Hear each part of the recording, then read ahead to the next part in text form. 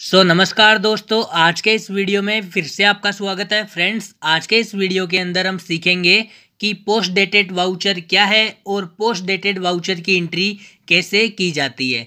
Complete process step by step हम इस video के अंदर सीखने वाले हैं, तो आपसे रिक्वेस्ट है कि इस वीडियो को एंड तक जरूर से देखना। तो सबसे पहले फ्रेंड हम क्या करेंगे, यहाँ पे जो टेली प्राइम सॉफ्टवेयर है इसको ओपन कर लेंगे। टेली प्राइम सॉफ्टवेयर को ओपन करने के लिए इसके ऊपर हम डबल क्लिक करेंगे। जैसे ही हम टेली प्राइम सॉफ्टवेयर के ऊपर डबल क्लिक करेंगे तो ये थोड़ा सा लोडिंग लेगा और लोडिंग लेने के कुछ समय बाद में हमारे सामने कुछ ऐसा इंटरफेस देखने को मिल जाएगा। तो हमें क्या करना है, यहाँ पे जो कंटिन्यू इन एजुकेशनल मोड है सिंपली इसको सिलेक्ट करके इंटर वाले बटन के ऊपर क्लिक कर देना है। तो हमारा टेली का जो होम पेज है वो हमारे सामने कुछ इस तरीके से ओपन हो जाएगा। जैसा कि मैंने अभी आपको बताया कि आज के इस वीडियो के अंदर हम सीखेंगे कि पोस्ट डेटेड वाउचर क्या होता है और इसकी एंट्री टेली प्राइम के अंदर कैसे की जाती है।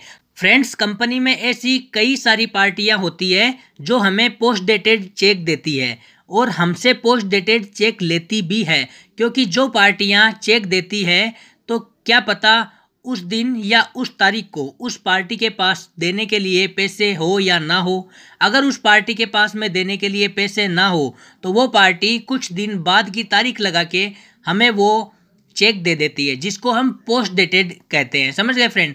तो आपको क्लियर हो गया कि पोस्ट डेटेड क्या होता है। अब मैं आपको एक ज़रूरी बात बता दूं कि जिस तारीख का चेक हो उसी तारीख को हमें एंट्री करनी पड़ती है। समझ गए फ्रेंड? उससे पहले या उससे बाद में हम एंट्री नहीं कर सकते। क्लियर हो गया फ्रेंड? अब मैं आपको प्रैक्टिकली यहाँ पे सब कुछ समझाऊंगा, तो आपसे रिक्वेस्ट है भाई वीडियो को पूरा देखना, क्योंकि जो बंदा वीडियो को कंप्लीटली देखता है उसी को समझ में आता है, और जो बंदा पूरा नहीं देखता है बाद में वो कमेंट करता रहता है कि हमें ये समझ में नहीं आया, वो समझ में नहीं आया। समझ गए फ्रेंड? तो आपसे रिक्वेस्ट है कि अगर आपको सीखना है कि पोस्ट डेटेड वाउचर क्या होता है और पोस्ट डेटेड वाउचर की एंट्रियां कैसे की जाती है टेली प्राइम के अंदर, तो आपको इस वीडियो को स्टार्टिंग से लेके एंड तक कंप्लीटली देखना पड़ेगा। समझ गए फ्रेंड? तो जैसा जैसा मैं आपको बताता हूँ स्टेप बाय स्टेप, उन सबको आपको फॉलो करना है और फॉलो करने के बाद में ही आपको सब कुछ यहाँ पे समझ में आएगा। तो आपसे रिक्वेस्ट है कि भाई वीडियो को एंड तक देखना। तो सबसे पहले फ्रेंड हम क्या करेंगे, यहाँ पे 3 लेजर बनाएंगे। लेजर बनाने के लिए सबसे पहले क्रिएट वाले ऑप्शन में जाएंगे। उसके बाद में अकाउंटिंग मास्टर के नीचे हमें एक ऑप्शन देखने को मिलेगा लेजर का। इसको सिलेक्ट करके इंटर वाले बटन के ऊपर क्लिक करेंगे। अब यहाँ पर हम 3 लेजर बनाएंगे, पहला सप्लायर का, दूसरा कस्टमर का, तीसरा स्टेट बैंक का। समझ गए? 3 हम यहाँ पे लेजर बनाएंगे। स्टेप आपको फॉलो करना है तभी समझ में आएगा। तो सबसे पहले मैं यहाँ पे सप्लायर का लेजर बनाता हूँ। सप्लायर का मैंने यहाँ पे लेजर बनाया, जिसको मैं किसके अंडर डालूंगा फ्रेंड, इनडायरेक्ट एक्सपेंसेज के अंदर, और इंटर के ऊपर मैं क्लिक करूंगा। यहाँ पे अंडर ग्रुप पूछ रहा है, तो अंडर ग्रुप के अंदर हमें क्या करना है, यहाँ पे इनडायरेक्ट एक्सपेंसेज सिलेक्ट करके इंटर वाले बटन के ऊपर क्लिक कर देना है। यानी कि अंडर ग्रुप के अंदर इनडायरेक्ट एक्सपेंसेज आ गया। इंटर के ऊपर क्लिक करके इस लेजर को हम यहाँ पे सेव कर देंगे। अब हम क्या करेंगे, एक लेजर बनाएंगे यहाँ पे कस्टमर का। तो हम यहाँ पे कस्टमर टाइप करेंगे, जिसको इनडायरेक्ट इनकम के अंदर रखेंगे। इंटर के ऊपर हम क्लिक करेंगे और इसका अंडर ग्रुप है वो इनडायरेक्ट इनकम कर देंगे, और यहाँ पे टाइप ऑफ लेजर के अंदर नॉट एप्लीकेबल करके इस लेजर को भी यहाँ पे सेव कर देंगे। इसके बाद में हम एक लेजर बनाएंगे स्टेट बैंक का। तो मैं यहाँ पे स्टेट बैंक टाइप करूँगा।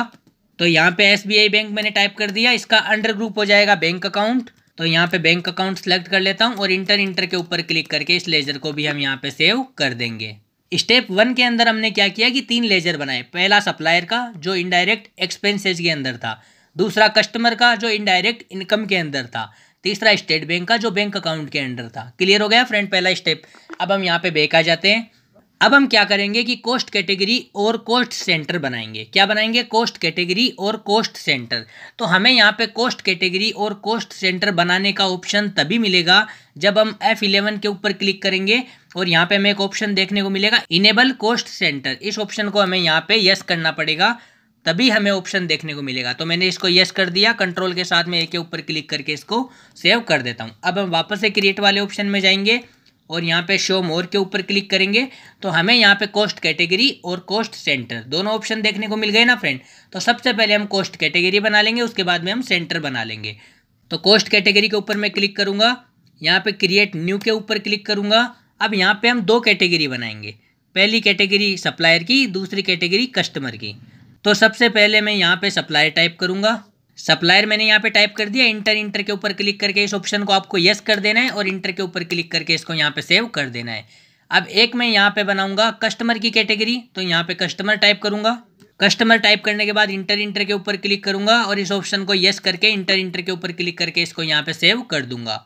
तो अब हम यहाँ पे बैक आ जाएंगे। तो अब हमने क्या किया कि कॉस्ट कैटेगरी के अंदर जाके दो कैटेगरी तैयार की, पहली सप्लायर की कैटेगरी, दूसरी कस्टमर की। समझ गए फ्रेंड। अब हम बनाएंगे कॉस्ट सेंटर, तो कॉस्ट सेंटर के अंदर आ जाएंगे। अब यहाँ पे ऊपर कैटेगरी पूछ रहा है तो स्पेस वाले बटन के ऊपर हम क्लिक करेंगे। यहाँ पे 3 कैटेगरी देखने को मिल जाएगी। तो हमें क्या करना है, सबसे पहले यहाँ पे कस्टमर की बनानी है। तो हम यहाँ पे कस्टमर सेलेक्ट करेंगे। कैटेगरी के अंदर कस्टमर सेलेक्ट करने के बाद में यहाँ पे कस्टमर का हमें नाम डाल देना है, जैसे कि मैंने डाल दिया श्याम। कस्टमर का नाम डालने के बाद में इंटर के ऊपर क्लिक करना है और इसको यहाँ पे सेव कर देना है। अब हम क्या करेंगे कि कैटेगरी के अंदर ऊपर वापस से जाएंगे और यहाँ पे हम सप्लायर सेलेक्ट कर लेंगे और यहाँ पे सप्लायर का नाम डाल देंगे, जैसे कि लाइक मैंने यहाँ पे डाल दिया राम। इंटर के ऊपर क्लिक करके मैं इसको यहाँ पे सेव कर दूंगा। समझ गए फ्रेंड। अब हम यहाँ पे बैक आ जाते हैं। स्टेप 2 के अंदर हमने यहाँ पे क्या किया कि हमने सबसे पहले तो 2 कैटेगरी तैयार की जिसके अंदर सप्लायर आ गया और कस्टमर आ गया। उसके बाद में हमने कॉस्ट सेंटर तैयार किया जिसके अंदर सप्लायर के अंदर राम आ गया और कस्टमर के अंदर श्याम आ गया। क्लियर हो गया फ्रेंड। तो 2 स्टेप मैंने आपको बताया, सेम आपको ऐसा ही करना है। अब हम क्या करेंगे, यहाँ पे बैक आ जाएंगे। बैक आने के बाद में हमें करनी पड़ेगी एक एंट्री। तो सबसे पहले हम आएंगे वाउचर के अंदर। अब हमें क्या करना है, अब हमें किसी पार्टी को पैसे देने हैं। मान लो अब हमें किसी पार्टी को पैसे देने हैं तो हमें पेमेंट वाउचर में एंट्री करनी पड़ेगी। तो सबसे पहले हम क्या करेंगे, पेमेंट वाउचर सेलेक्ट कर लेंगे। पेमेंट वाउचर की शॉर्टकट की है F5। तो मैंने यहाँ पे पेमेंट वाउचर सेलेक्ट करके रखा है। तो हमें किसी पार्टी को पैसे देने, इसके लिए हमें पेमेंट वाउचर के अंदर एंट्री करनी पड़ेगी। लेकिन प्रॉब्लम यह है कि हमारे पास में उस पार्टी को देने के लिए पैसे नहीं है। तो हम क्या करेंगे, उस पार्टी को एक पोस्ट डेटेड चेक दे देंगे। समझ गए फ्रेंड। तो अब हम क्या करेंगे, पेमेंट वाउचर सेलेक्ट करने के बाद में आपको एक ऑप्शन नीचे देखने को मिलेगा यहाँ पे पोस्ट डेटेड का। या तो आप डायरेक्टली यहाँ पे क्लिक कर दो तो यहाँ पे पोस्ट डेटेड एक्टिवेट हो जाएगा इस वाउचर के ऊपर, या फिर आप क्या करो कि कंट्रोल के साथ में टी के ऊपर क्लिक कर दो। तो यहाँ पे ऊपर आप देखो, यहाँ पे जैसे ही मैंने कंट्रोल के साथ में टी के ऊपर क्लिक किया तो यहाँ पे स्टेटस के अंदर यहाँ पे आ गया पोस्ट डेटेड। क्लियर हो गया फ्रेंड। तो अब हमें क्या करना है, किसी पार्टी को हमें पेमेंट देना है लेकिन हमारे पास में देने के लिए पैसे नहीं है। तो हम उसको एक चेक बना के दे देंगे जिसकी डेट हम 2-4 दिन आगे की डाल देंगे। समझ गए फ्रेंड। इसी को बोलते हैं पोस्ट डेटेड। समझ गए फ्रेंड। तो सबसे पहले हम यहाँ पे एंट्री करेंगे। तो यहाँ पे DR पूछ रहा है, यहाँ पे हमें पेमेंट किसको करना है, सप्लायर को। तो यहाँ पे हम सप्लायर सेलेक्ट कर लेंगे। जिसको भी हम पेमेंट करेंगे वो हमारे लिए तो खर्चा ही होगा ना, इनडायरेक्ट एक्सपेंसेज, क्योंकि हमारे पास में से तो पैसे जाएंगे। तो यहाँ पे सप्लायर आ गया इनडायरेक्ट एक्सपेंसेज के अंदर। क्लियर हो गया फ्रेंड। अब यहाँ पे डेबिट के अंदर यहाँ पे अमाउंट डाल देना है। समझ गए कि कितने पैसे सप्लायर को देने हैं। तो मैंने यहाँ पे डाल दिए 10,000 रुपये। 10,000 रुपये डाल दिए। इंटर के ऊपर मैं यहाँ पे क्लिक करूंगा तो यहाँ पे पूछ रहा है कॉस्ट कैटेगरी। तो स्पेस वाले बटन के ऊपर क्लिक करना है। अभी हम पेमेंट किसको कर रहे हैं, सप्लायर को। तो हम यहाँ पे सप्लायर सेलेक्ट कर लेंगे। समझ गए। सप्लायर के अंदर कौन है, सप्लायर के अंदर है राम। तो हमने यहाँ पे राम का नाम सेलेक्ट कर लिया। 10,000 रुपये यहाँ पे आ गए कि 10,000 रुपये राम को देने हैं। अब यहाँ पे आ गया CR। तो CR के अंदर हम पेमेंट किससे कर रहे हैं, चेक के थ्रू। तो हम यहाँ पे state bank of India select कर लेंगे। यहाँ पे क्रेडिट अमाउंट के अंदर 10,000 रुपये आ गए ऑटोमेटिकली। इंटर के ऊपर हमें क्लिक करना है। समझ गए फ्रेंड। जैसे ही हम इंटर के ऊपर क्लिक करेंगे तो यहाँ पे हमारे सामने कुछ ऐसा पेज ओपन हो जाएगा। अब हम वापस से इंटर के ऊपर क्लिक करेंगे। यहाँ पे हमें चेक का नंबर डाल देना है, जैसे कि लाइक मैंने यहाँ पे 1 2 3 4 5 6 ये चेक का नंबर डाल दिया आपको समझाने के लिए। समझ गए फ्रेंड। इंटर के ऊपर क्लिक करेंगे। यहाँ पे ये जो डेट पूछ रहा है इसके अंदर हमें चेक की डेट डालनी है। किसकी डेट, यहाँ पर हमें चेक की तारीख डालनी है। याद रखना फ्रेंड, चेक की तारीख, यानी कि जो चेक है ना, चेक उसके ऊपर जो डेट लिखी हुई है ना वो डेट हमें यहाँ पे डालनी है। तो चेक के ऊपर जो डेट लिखी हुई है वो मैं यहाँ पे डाल देता हूँ। जैसे कि मैंने यहाँ पे डाल दिया 2/4/2022। मैंने यहाँ पे चेक की डेट डाल दी। इंटर के ऊपर मैं क्लिक करूंगा। यहाँ पे हमें वो डेट डालनी है जिस दिन हम एंट्री कर रहे हैं। समझ गए फ्रेंड। तो हम यहाँ पे एंट्री कर रहे हैं 1/4/2022 को। समझ गए फ्रेंड। ऊपर आप देख सकते हो यहाँ पे 1 अप्रैल 2022 आ गया। तो यहाँ पे 1/4/2022 को हम यहाँ पे एंट्री कर रहे हैं और चेक की जो डेट है वो 2/4/2022 है। समझ रहे हो फ्रेंड। तो इंटर के ऊपर हमें क्लिक करना है। ये एंट्री यहाँ पे सक्सेसफुली हो चुकी है। समझ गए फ्रेंड। तो अब हम क्या करेंगे कि मान लो कि हमें किसी पार्टी से पैसे लेने हैं तो हमें रिसिप्ट वाउचर के अंदर एंट्री करनी पड़ेगी। तो हम F6 वाउचर के अंदर जाते हैं। तो सबसे पहले मैं F6 वाउचर यहाँ पे सिलेक्ट कर लूँगा। तो ऊपर आप देखो यहाँ पे रिसिप्ट वाउचर ओपन हो गया।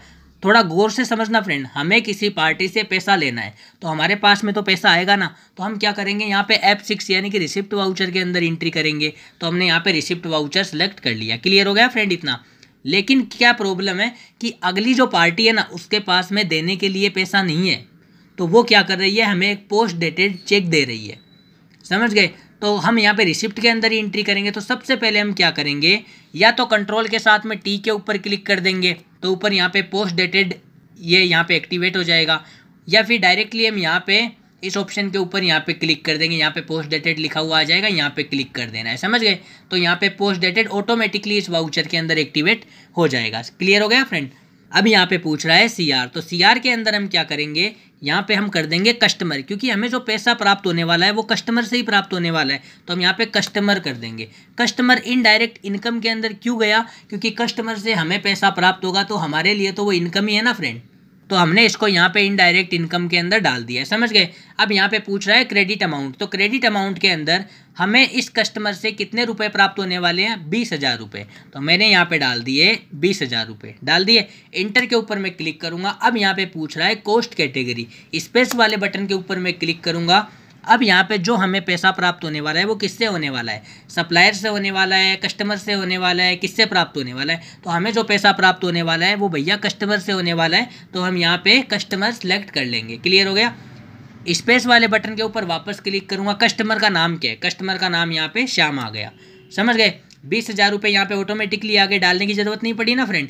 इंटर के ऊपर हम यहाँ पे क्लिक करेंगे। अब यहाँ पे पूछ रहा है DR, कि DR के अंदर हमारे पास में मतलब पैसा कैसे आएगा, मतलब श्याम नाम का जो कस्टमर है वो हमें पेमेंट करेगा, तो वो पेमेंट हमारे पास में कैसे आ रहा है, चेक के थ्रू आ रहा है। तो हम यहाँ पे स्टेट बैंक सेलेक्ट कर लेंगे, क्योंकि जो चेक है वो SBI बैंक का है। समझ रहे हो ना फ्रेंड। तो हम यहाँ पे स्टेट बैंक सेलेक्ट कर लेंगे। 20,000 रुपये यहाँ पे ऑटोमेटिकली आ गए ना डेबिट के अंदर, कि हमें इस कस्टमर से यानी कि श्याम से 20,000 रुपये प्राप्त होने वाले हैं, लेकिन इसके पास पैसा नहीं है, तो वो हमें चेक दे रहा है। कौन सा चेक, पोस्ट डेटेड चेक। समझ गए फ्रेंड। तो यहाँ पे पोस्ट डेटेड ऑटोमेटिकली ऊपर आ गया, तो हमें पता लग जाएगा। इंटर के ऊपर हम क्लिक करेंगे तो यहाँ पे वही थोड़ी देर पहले हमने जो डिटेल डाली थी, पेमेंट की जब एंट्री की थी ना, वही डिटेल सेम यहाँ पे डाल देंगे। तो हम यहाँ पे वही चेक नंबर डाल देना है, जैसे कि मैंने यहाँ पे डाल दिया 555666। यहाँ पे हमने चेक नंबर डाल दिया। इंटर के ऊपर हम क्लिक करेंगे। अब यहाँ पे हमें डेट डाल देनी है, उस चेक की डेट। समझ गए। तो चेक की डेट है 2/4/2022। समझ गए फ्रेंड। इंटर के ऊपर हमें क्लिक करना है।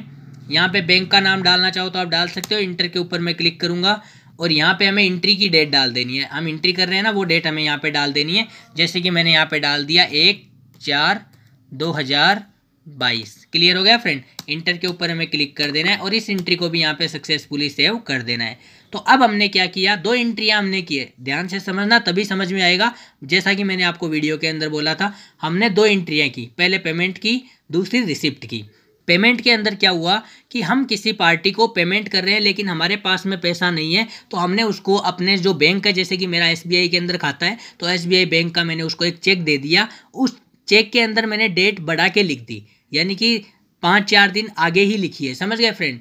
आज मान लो प्रेजेंट टाइम में भी 1 तारीख है, 1 तारीख को मैं उसको पेमेंट नहीं दे पा रहा हूँ। प्रेजेंट टाइम में आज की तारीख में मेरे पास में पैसा नहीं है, तो मैं उसको चेक दे रहा हूँ 10 तारीख का, क्योंकि 10 तारीख तक मेरे पास में पैसे आ जाएंगे और जो पार्टी है जिसको मैंने वो चेक दिया है, वो पार्टी उस चेक के थ्रू पैसा निकलवा लेगी। समझ गए फ्रेंड। तो मैंने उसको एक चेक दे दिया, डेट बढ़ा के, इसलिए उस चेक को क्या बोलते हैं, पोस्ट डेटेड चेक। समझ गए फ्रेंड।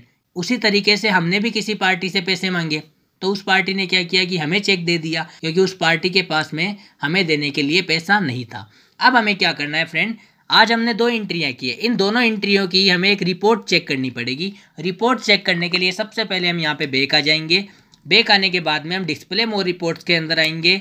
डिस्प्ले मोर रिपोर्ट्स के अंदर आने के बाद में यहाँ पे हमें एक ऑप्शन देखने को मिलेगा अकाउंट बुक का, तो हमें यहाँ पे अकाउंट बुक्स वाला जो ऑप्शन है इसको सिलेक्ट करना है, और यहाँ पे लेजर वाला ऑप्शन है इसको सिलेक्ट करना है, और यहाँ पे हमें एक ऑप्शन देखने को मिलेगा बैंक अकाउंट का, स्टेट बैंक का। समझ गए फ्रेंड। तो इसको हम सिलेक्ट कर लेंगे। यहाँ पे दोनों एंट्रियाँ यहाँ पे आ चुकी है। समझ गए, यानी कि हम यहाँ पे रिपोर्ट देख सकते हैं। अब हमें यहाँ पे ये पता नहीं चल रहा कि कौन सी एंट्री पोस्ट डेटेड है, तो ये जानने के लिए किसी भी एंट्री के ऊपर हमें क्लिक करना है। क्लिक करते ही यहाँ पे ऊपर लिखा हुआ आ जाएगा स्टेटस के अंदर पोस्ट डेटेड। समझ गए फ्रेंड। हम यहाँ पे बैक आ जाते हैं।